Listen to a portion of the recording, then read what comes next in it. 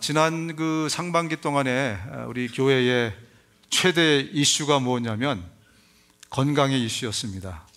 여기저기서 건강의 문제들이 갑자기 이렇게 좀 제 입장에서는 솟구쳐 올라와서 여러 성도님들이 건강의 문제 때문에 좀 어려움을 겪고 또 중보기도 하고 막 이렇게 했습니다. 지난주에 우리가 중보기도에 대해서 잠깐 나눴는데 여러분 기억하십니까? 중보기도가 정말 워킹한다고 믿으십니까? 아멘의 크기만큼 우리가 같이 중보하고 기도하고, 특별히 정말 우리 형제 자매가 힘들고 어려울 때 우리가 해줄 수 있는 게 아무것도 없어요. 여러분 돈 많으세요? 어떤 세력이 좀 있으세요? 권력이 있으세요? 우리가 다 평범한 시민들이기 때문에 우리가 해줄 수 있는 것은 정말 기도밖에 없는데, 감사하게도 기도가 가장 큰 힘이 됩니다. 정말 기도가 가장 큰 능력이 됩니다. 저와 여러분들이 그래서 늘 좀 이렇게 우리 이웃을 위해서 기도하다가 내 기도할 시간이 없을 정도로 우리가 서로를 위해서 기도할 수 있는 그런 형제 자매들이 됐으면 좋겠습니다. 저를 위해서 여러분이 또 기도해 주시길 바랍니다. 특히 영적 지도자가 여러분의 기도가 없으면 넘어지기 쉽습니다. 괜히 와가지고 쓸데없는 소리 하려고 그러지 마시고 미리 목사님이 이럴까봐 이런다 이런 얘기 하지 마시고 제가 아무래도 젊으니까 그런 노파심이 있으시겠죠. 압니다.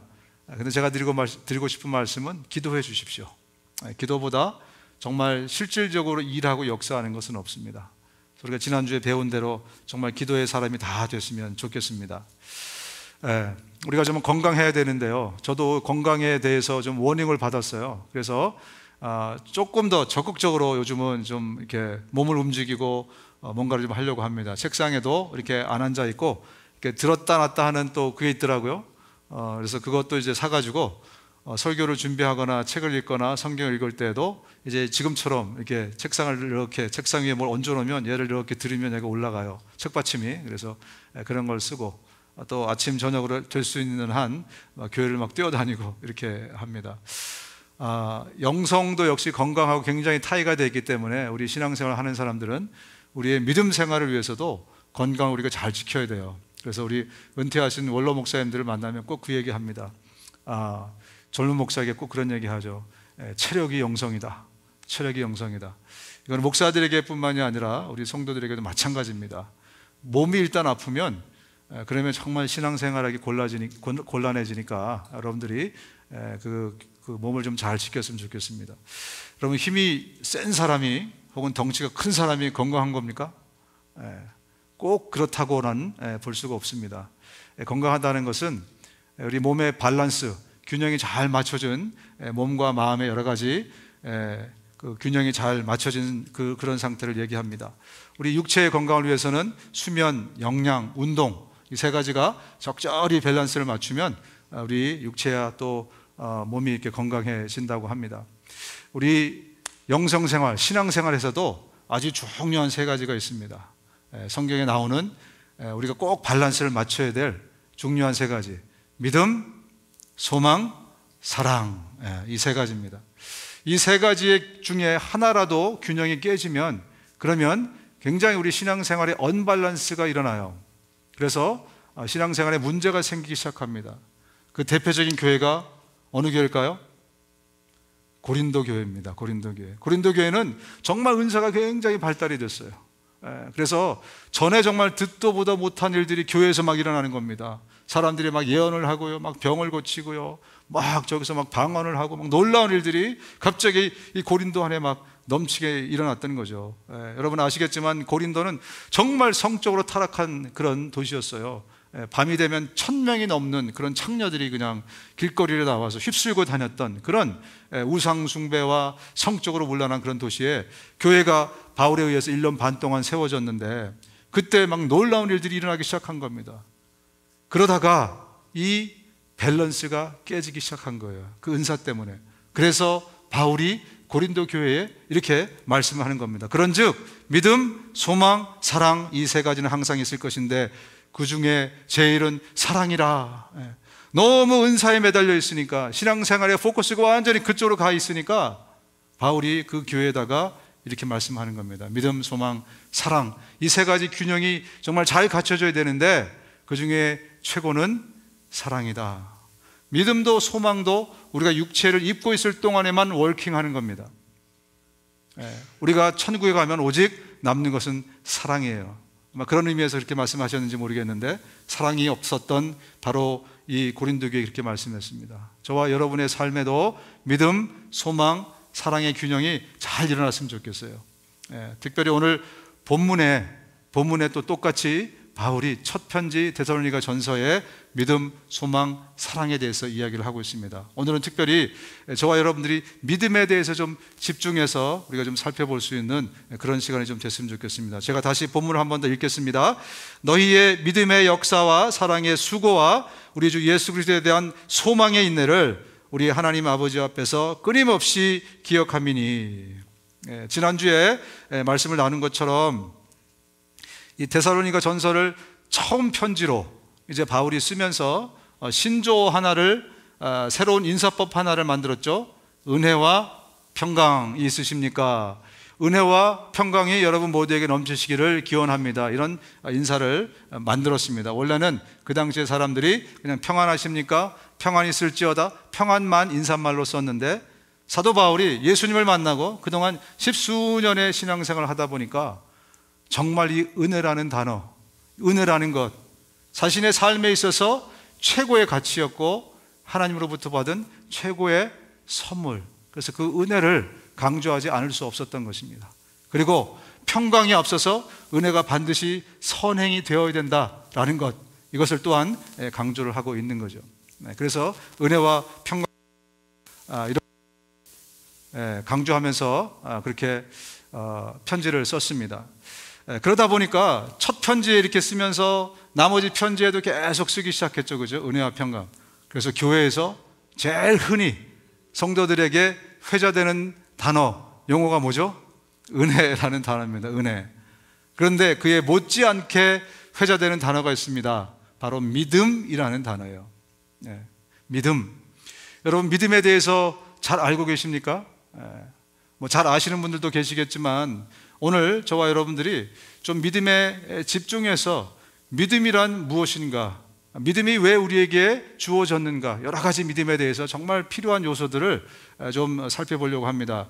여러분도 공부를 좀 잘 하시죠, 그죠? 그러니까 오늘은 약간 교리적인 내용이라 우리가 사도행전을 다룰 때 이야기식의 설교하고는 조금 이제 다를 수 있지만 뭐 워낙 공부를 잘 하시니까 잘 따라오실 줄로 믿습니다.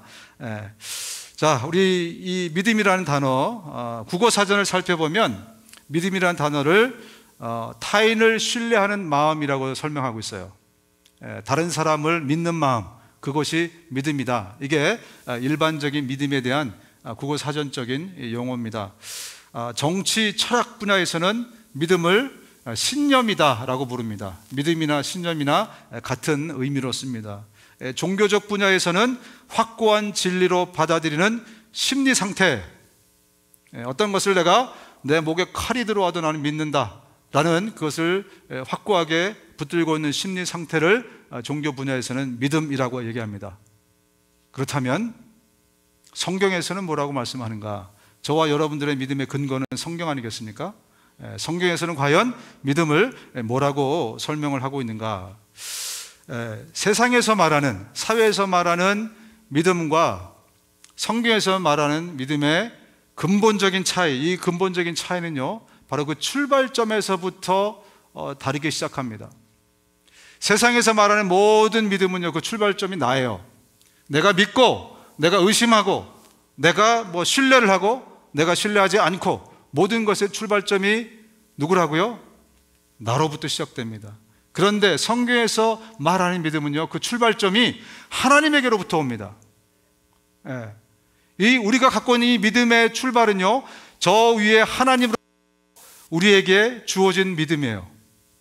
그래서 이 믿음은 그 출발점부터 달라요. 그것을 저와 여러분들이 기억해야 될 줄로 압니다. 보통 우리가 하나님이 갖고 계신 믿음을 하나님의 신실하심, 하나님의 faithfulness라고 우리가 표현을 하기도 합니다. 로마서 1장 17절에 이것을 이렇게 설명하고 있는데 같이 한번 읽어볼까요? 로마서 1장 17절 시작. 복음에는 하나님의 의가 나타나서 믿음으로 믿음에 이르게 하나니 기록된 바 오직 의인은 믿음으로 말미암아 살리라 함과 같으니라. 자, 해석하실 수 있는 분 계십니까? 도대체 이게 무슨 말씀인가? 예? 믿음을 뭐라고 어떻게 해요? 예. 믿음으로 믿음에 이르게 하나니 오직 의인은 믿음으로 말미암아 살리라 함과 같으니라. 국어 실력이 아무리 뛰어나도 이 말씀을 보면 도대체 이게 무슨 말씀인가 헷갈리는 분이 계실 겁니다. 조금 더 쉬운 번역으로, 새 번역으로 함께 읽어볼까요? 새 번역. 시작. 하나님의 의가 복음 속에 나타납니다. 이 일은 오로지 믿음에 근거하여 일어납니다. 이것은 성경에 기록한 바 의인은 믿음으로 살 것이라 한 것과 같습니다. 조금 낫습니다.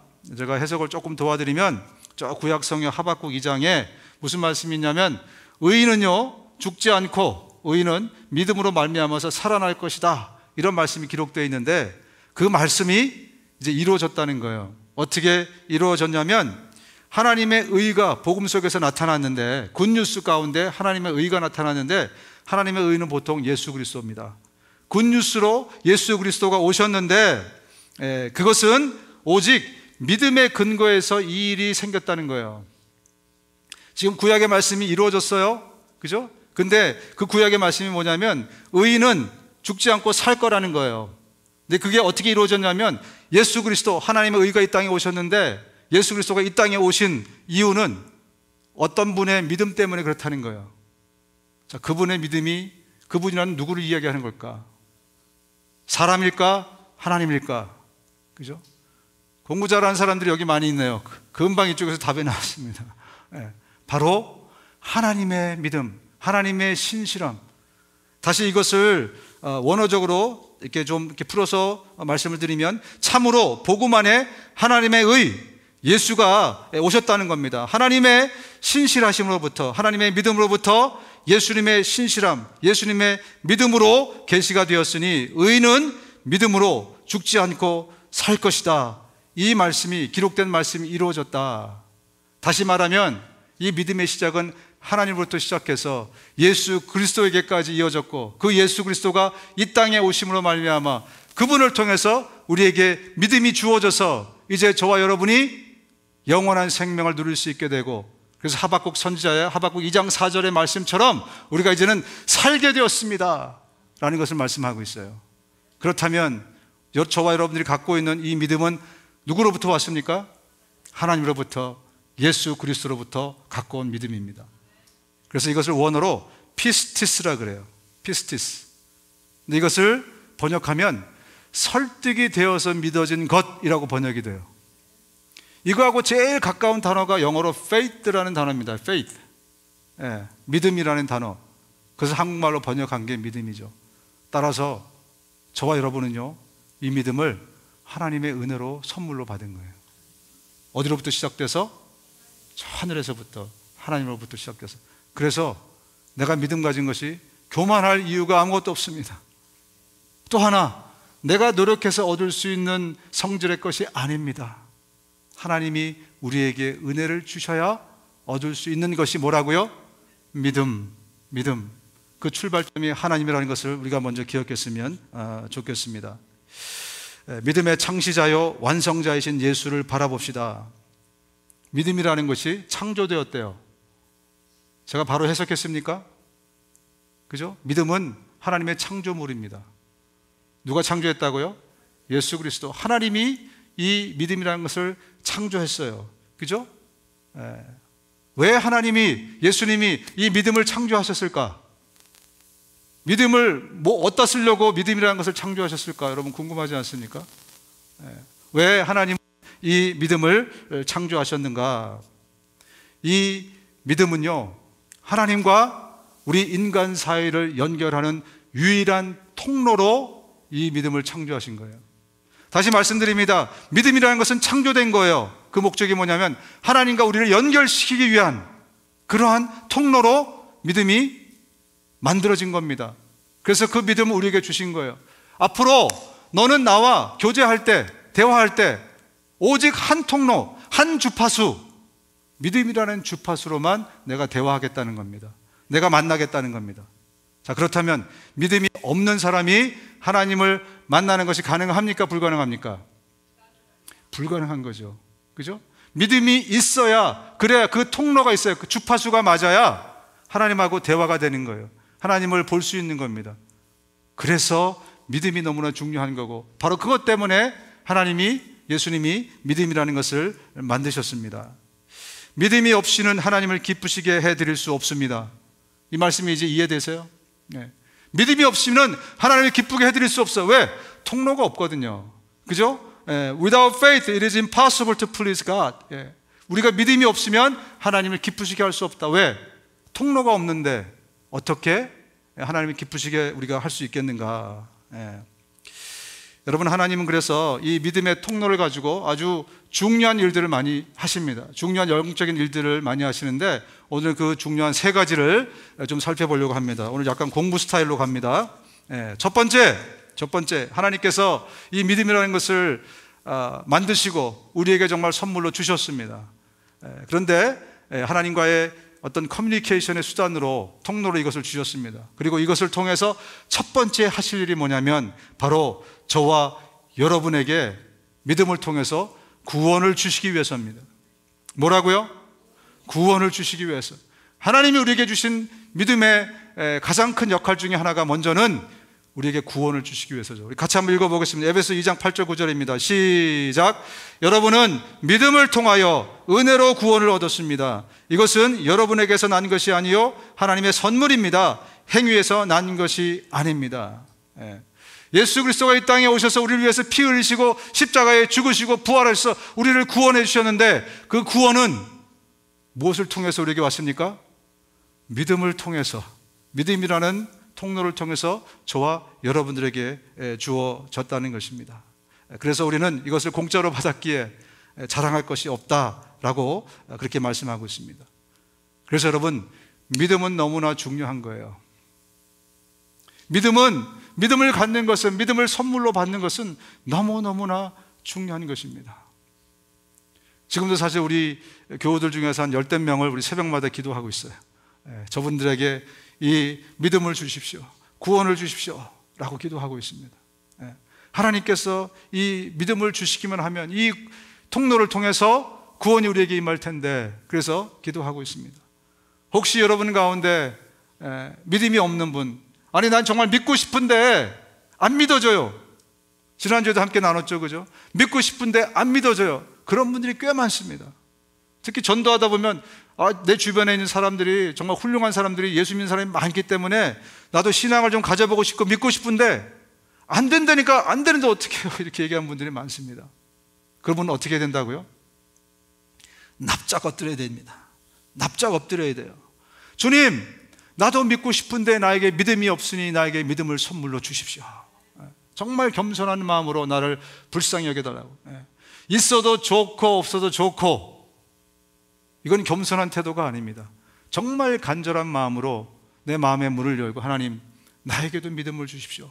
그런 분들에게 정말 하나님이 이 지구상에서 1, 2, 3 안에 드는 정말 놀라운 선물인 그 믿음을 선물로 분명히 주실 것입니다. 만약에 믿음이 없다면 우리 인생에서 최고의 선물 중에 하나가 없다고 여러분 보시면 됩니다. 이 놀라운 귀중한 보석을 다른 사람은 다 갖고 있는데 나는 없다. 얼마나 불행한 삶입니까? 믿음이 있어야 우리의 오직 유일한 구원의 수단인 예수 그리스도, 그분을 만날 수 있기 때문에 그래요.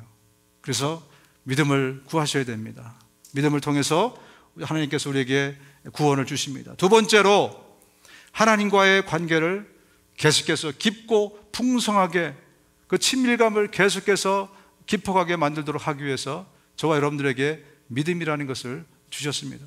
단지 믿음은 구원의 통로의 역할만 하는 것이 아니라 그것을 통해서 하나님과 계속해서 관계의 깊이가 깊어지도록, 믿음은 관계에서 쓰는 단어입니다. 그렇죠? 믿음, 내가 누구를 믿는다, 상대가 있어야 될 거 아니에요, 그죠? 관계 가운데서 만들어진 것이 믿음이라는 단어이지 않겠습니까? 하나님과 우리의 관계, 이 관계를 계속해서 깊이 만들어 가려면 바로 이 믿음을 사용해야 된다는 거예요. 믿음을 통해야 된다는 겁니다.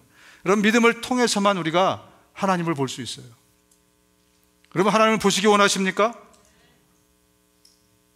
네. 믿음을 통해서만 우리가 하나님을 볼 수 있어요. 도마에게 예수님이 이렇게 말씀하십니다. 그때 예수님이 도마에게 너는 나를 보고서 믿느냐? 보지 않고도 믿는 자는 정말 행복한 사람이다. 무슨 얘기냐면 이제 네가 나를 보려면 믿음으로 보라는 거예요. 이렇게 이 두 눈을 뜨고 대면해서 보는 그게 아니고 이제 네가 나를 보려면 믿음을 통해서 보라는 겁니다. 이해가 되시죠? 그죠? 정확히 말하면 우리가 믿음을 가졌다고 해서 이 두 눈으로 믿음으로 하나님을 본다는 얘기가 아니고 바로 하나님의 말씀을 볼 수 있다는 겁니다. 그리고 이 말씀 속에 계신 하나님을 볼 수 있게 된다는 거예요. 다시 말씀드립니다. 우리가 믿음으로 하나님을 본다는 것은 이제 성경이 읽혀지기 시작한다는 겁니다. 그리고 이 성경에 나타나신 하나님을 그 믿음을 통해서 우리가 보고 만날 수 있게 된다는 겁니다. 이 지구상에서 하나님을 본 사람이 아무도 없다고 말씀하고 있어요. 우리 두 눈으로 하나님을 볼 수 없습니다. 하나님의 말씀을 통해서 하나님을 보게 되는 거죠.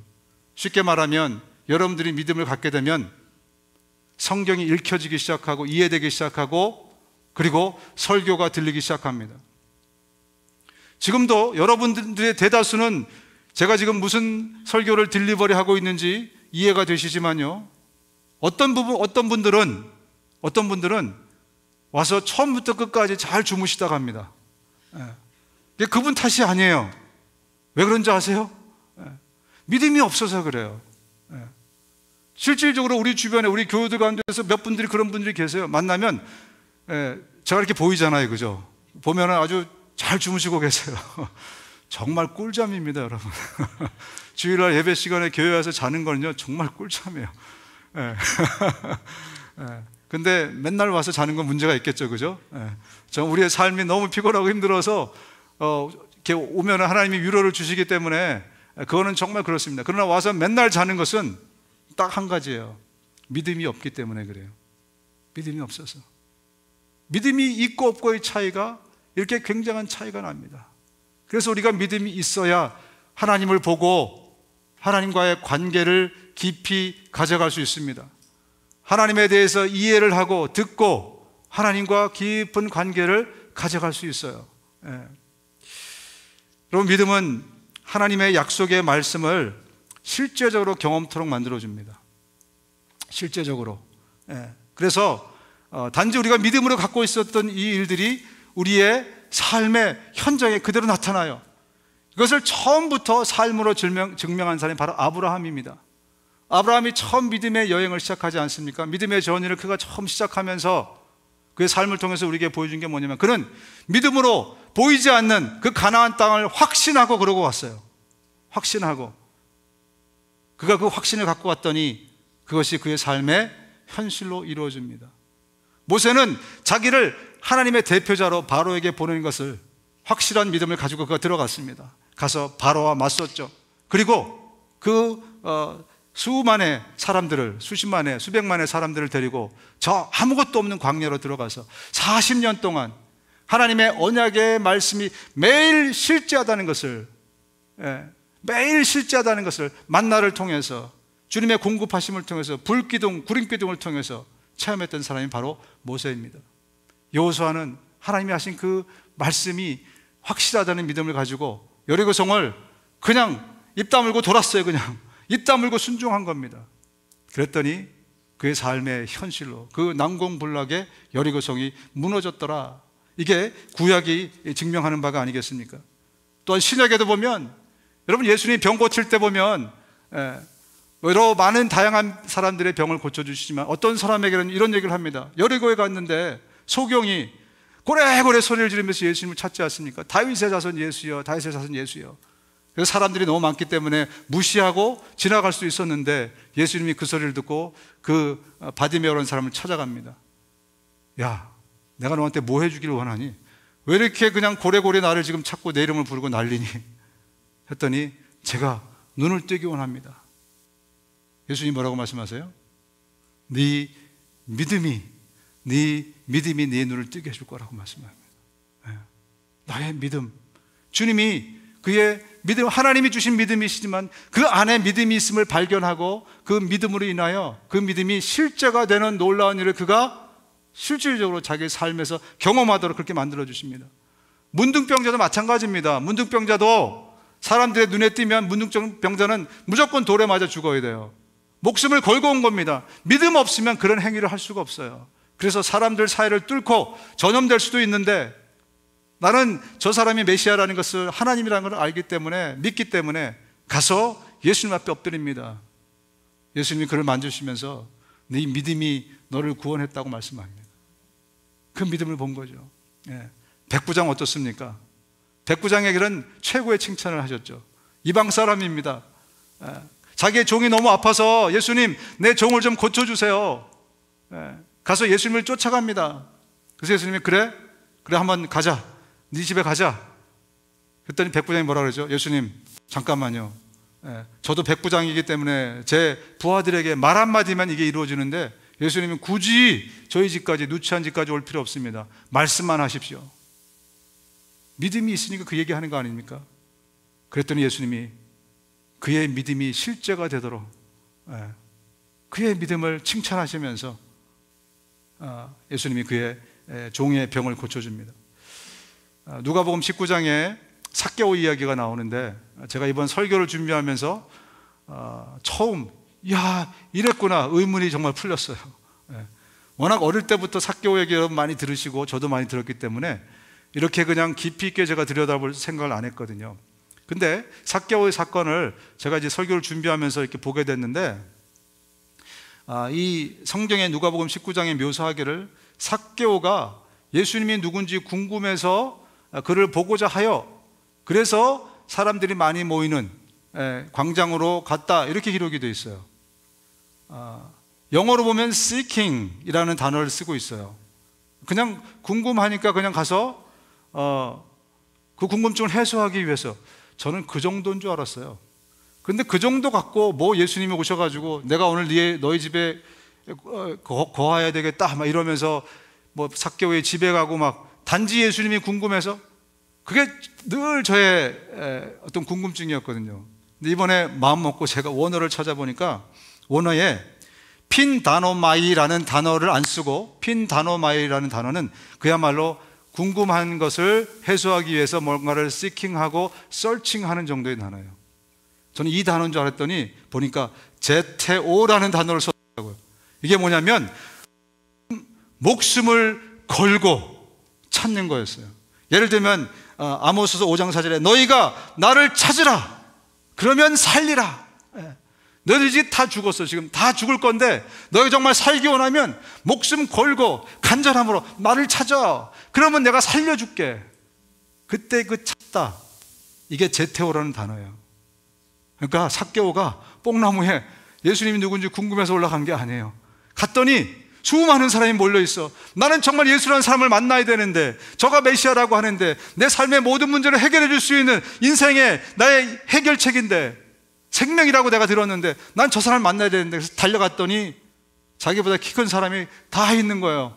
뚫고 들어갈 수가 없어. 그래, 나는 복이라도 해야 되겠다. 그래서 뽕나무에 생명을 찾듯이 올라간 겁니다. 그 믿음이 있었기에, 그 믿음이 그 안에 있음을 보시고 알아서 오신 거잖아요. 그죠? 뭐 삭개오가 소리 지른 것도 아니에요. 예수님이 그 믿음의 그 파운딩 하는 소리를 예수님이 들으신 거예요. 그리고 뽕나무 밑에 오셔서 삭개오야, 한 번도 만나본 적이 없는 삭개오의 이름을 부르십니다. 정말 하나님만이 하실 수 있는 일이죠. 그죠? 삭개오를 알아보고 그의 믿음을 그가 보셨다는 거예요. 그래서 삭개오가 그 중간에 막 별 특별한 스토리가 없음에도 불구하고 잔치를 벌이는 가운데 어떻게 합니까?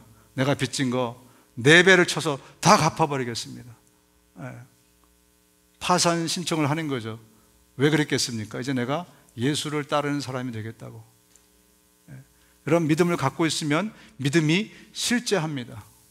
그 믿음으로 인해서 하나님의 놀라운 것들을 우리가 우리의 삶에서 만지고 경험할 수 있는 것으로 터나웃이 된다는 것입니다. 믿음은 바라는 것들의 확신이요. 이걸 히브리서 11장 1절에 그렇게 말씀하고 있고, 또 하나 믿음은 보이지 않는 것들의 증거입니다. 똑같이 히브리서 11장 1절에 말씀하고 있어요. 보이지 않는데 그것이 나타난다는 거예요. 이게 무슨 뜻이냐면, 보이지 않는다는 것은 본래 포메넨이라는 단어인데, 이것은 영적인 거기 때문에 어디에 감춰져 있다는 거예요. 여러분, 영적인 거 보이세요? 안 보이세요? 안 보이잖아요, 그죠? 그런 의미로 감춰져 있는 것이 실제로 나타나게 된다는 거예요. 다시 말하면, 좀 의역하면, 하나님이 보시는 것을 우리도 볼 수 있게 됐다는 거예요. 뭘 통해서? 믿음을 통해서, 믿음의 눈을 통해서. 다시 말씀드리면, 우리가 믿음을 갖고 있으면 우리가 바라는 것들의 확신을 갖고 있으면 그것이 우리의 삶에 실제로 일어나게 되고, 그리고 믿음을 갖고 있으면 보이지 않는 것들, 감춰진 것들, 하나님이 보시는 것들도 우리도 볼 수 있게 된다는 거죠. 노아는 120년 뒤에 하나님이 보시는 그 홍수를 볼 수 있었던 겁니다. 그렇기 때문에 120년 동안 사람들이 미친 사람 취급했지만, 그도 하나님이 보시는 것을 볼 수 있었기에 홍수를 대비해서 방주를 준비한 거죠. 그러나 다른 사람들은 감춰져 있어서 그것을 볼 수 없었던 것입니다. 여러분, 이와 같이 믿음이 생기면, 믿음을 가지고 우리가 점점점 많은 것들을, 하나님의 약속이 내 삶에 실제하는 것을 경험하게 되고, 또 하나님이 보시는 것을 우리가 보게 되고, 그러면서 점점점 하나님과의 관계가 깊어지는 거예요. 점점점 하나님의 어떤 그 관계 속으로, 더 깊은 관계 속으로 우리가 들어가게 되고, 하나님을 더 많이 경험하고, 그 말씀을 더 많이 체험하고, 이렇게 가게 된다는 것입니다. 그런데 여러분, 저와 여러분들이 한 가지 정말 조심해야 될 게 있습니다. 그게 뭐냐면, 믿음은 우리가 은혜로 받았지만 믿음을 자라나게 하는 것은 하나님이 혼자 하시는 일이 아니에요. 저와 여러분들이 하나님과 함께 해야 될 일입니다. 다시 말하면, 이것은 하나님은 늘 우리를 도우시는 분이기에 내가 어떻게 하느냐에 달렸다는 거예요. 믿음이라는 생명의 씨앗이 우리에게 뿌려진 것이지 완성품이 우리에게 주어진 것이 아니에요. 그 믿음을 통해서 우리가 구원을 받습니다. 그리고 구원받은 이후에 그 믿음을 가지고 하나님이 여러 가지 많은 일을 하실 때 이 믿음을 가꾸고 키워내지 않으면, 이 믿음이 씨앗이기 때문에 돌보고 가꾸지 않으면 죽을 수 있습니다. 그래서 믿음이 죽은 사람들의 이야기를 바울이 몇 분을 소개합니다. 디모데전서 1장 19, 20절입니다. 이것도 같이 한번 읽어볼까요? 시작. 어떤 사람들은 이 양심을 저버렸고 믿음을 완전히 잃어버렸습니다. 후메네오와 알렉산더가 바로 그런 사람들인데, 나는 그들을 사탄에게 넘겨주어 다시는 하나님을 모독하지 못하도록 징계를 받게 했습니다. 말라 비틀어진 겁니다. 믿음을 내가 가꾸지 않고 믿음을 계속해서 돈독하게 만들어가지 않았기 때문에 이런 일이 발생했다는 거죠. 데마는 이 세상을 사랑해서 나를 버리고 데살로니가로 가고, 이도 믿음을 떠나서 세상으로 향했다라는 것을 표현하고 있지 않습니까? 자, 그렇다면 어떻게 이 씨앗으로 받은 이 생명, 믿음을 우리가 가꾸고 키워갈 것인가? 바로 행함으로 그 일을 하셔야 됩니다. 행함이 없는 믿음은 죽은 믿음이다. 그게 바로 이 말입니다. 행함이 없으면요, 그 믿음이 점점 말라 비틀어져 가다가 언젠가는 믿음을 떠나는 이런 어처구니 없는 일들이 발생하게 된다는 거죠. 그래서 저와 여러분들의 신앙생활의 많은 부분들은요, 많은 우리의 어떤 열정과 노력은 어떻게 하면 내가 이것을 행할 것인가 여기에 두셔야 돼요. 그동안 우리는 어떻게 하면 우리가 배울 것인가 여기에 두셨죠. 어떻게 하면 우리가 은혜를 받을 것인가 여기에 두셨죠. 그죠? 어떻게 하면 우리의 머리를 만족시킬 것인가 여기에 뒀습니다. 어떻게 하면 우리의 가슴을 뜨겁게 할 것인가 여기에 뒀어요. 이제는 어떻게 하면 우리의 손발을 움직일 것인가 여기에 두셔야 돼요. 그렇지 않으면 믿음이 말라 비틀어지게 돼 있어요. 이게 사실 우리 현대교회의 문제가 아니겠습니까? 그죠? 우리가 정말 마음밭이 좋아서 너무 은혜를 잘 받아요. 그죠? 조그만 감정을 터치하면 주여 막 눈물을 흘리면서 예? 금방 아버지 앞에 나가고 막 그래요. 그런데 교회를 떠나 예? 조그만 교회하고 멀어지면 어떻게 됩니까? 금방 전혀 변하지 않은 나의 옛 모습이 다시 나타나고 예. 그러면 그것을 해결하기 위해서 또 은혜를 받아야 된다고 생각해요. 아니에요. 그것을 해결하기 위해서 실천을 해야 되는 겁니다.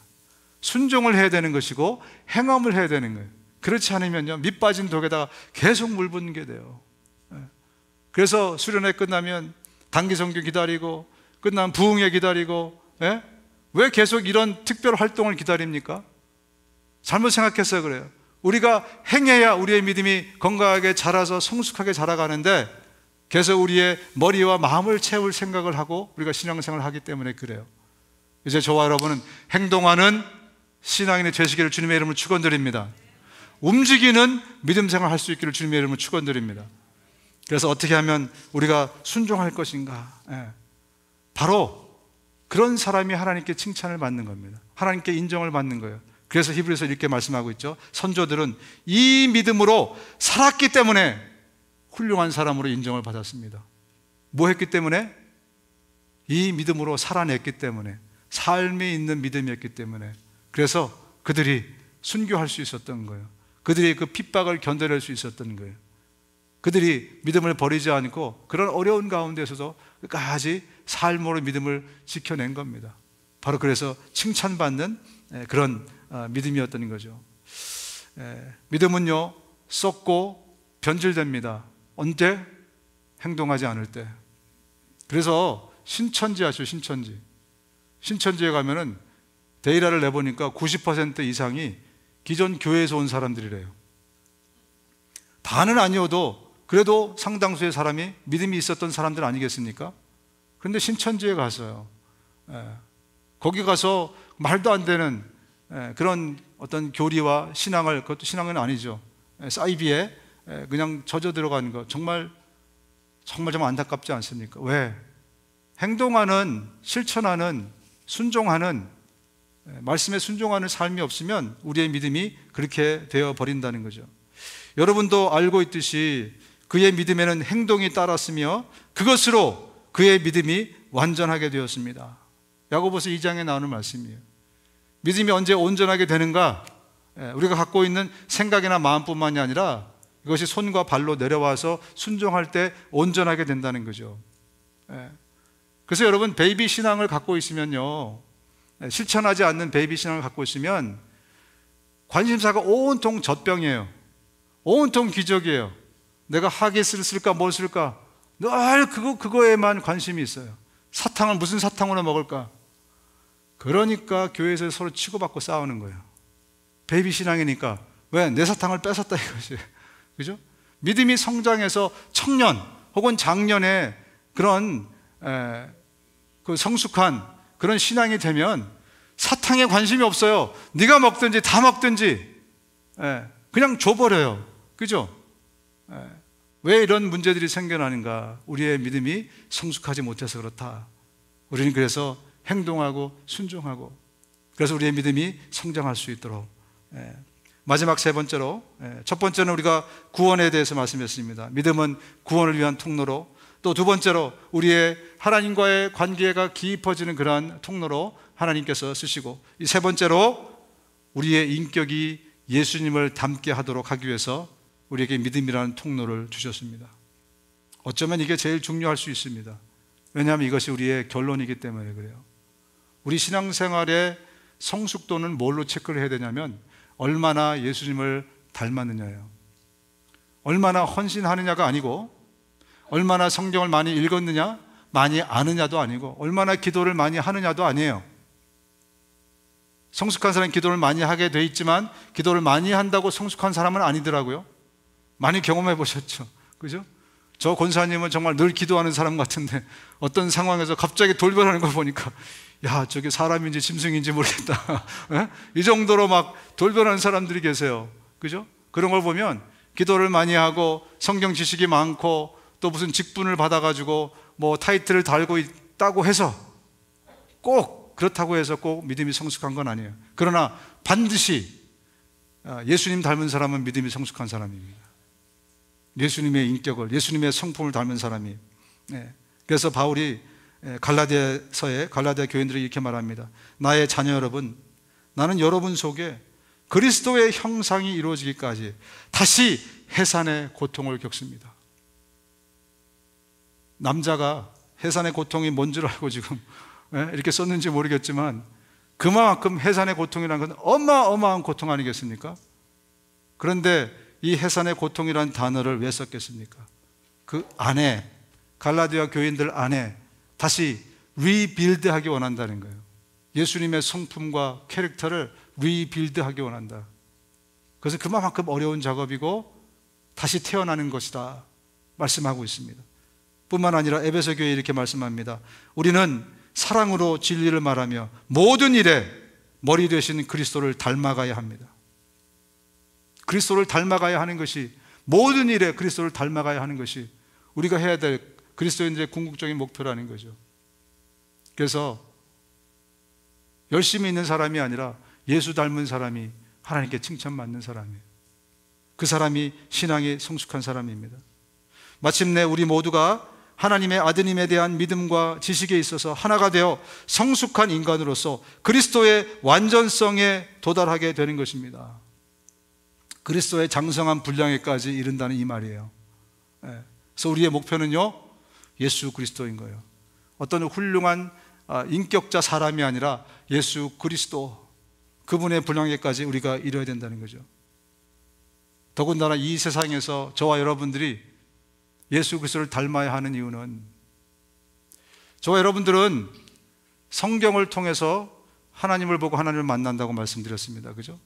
우리 인간은 성경을 통해서 하나님을 만나요. 믿음 있는 사람들은 그래요. 근데 믿음 없는 사람들은 어떻게 하나님을 만날 수 있을까요? 저와 여러분을 통해서 하나님을 만나는 겁니다. 저와 여러분들이 그들에게는 성경입니다. 충격적이지 않습니까? 그죠? 여러분, 이 충격 앞에 저와 여러분들이 어떻게 살아가야 될지를 다시 한번 생각해 봤으면 좋겠습니다. 유명한 간디라는 사람도 얘기하지 않습니까? 나는 예수는 좋은데 예수쟁이들은 싫다. 예수 믿는 사람들은 싫다. 똑같은 이야기들이 지금도 세상에서 회자되고 있어요. 나는 예수는, 하나님은 존경스럽지만 예수 믿는 사람들은 싫어.